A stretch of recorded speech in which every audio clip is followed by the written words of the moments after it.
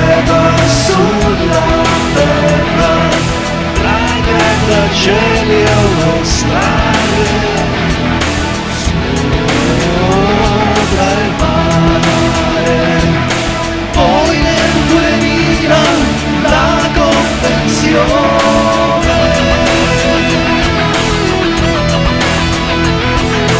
poi nel 2000 la convenzione.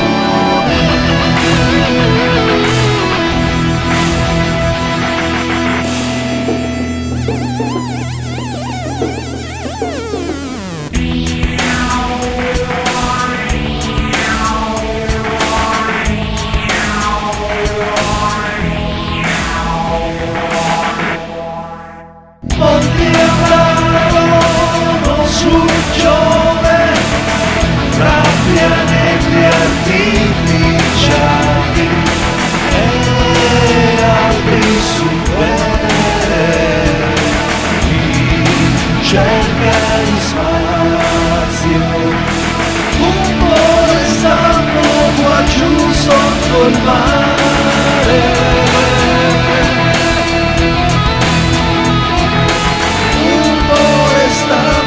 qua giù sotto il mare.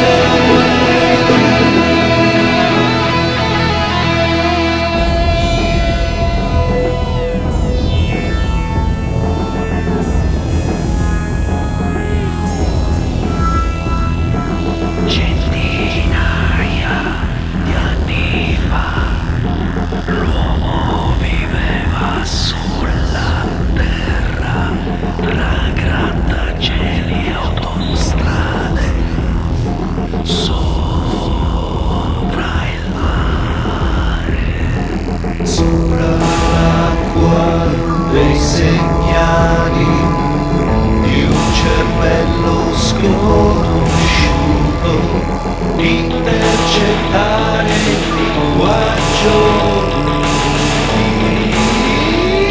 ricevuto.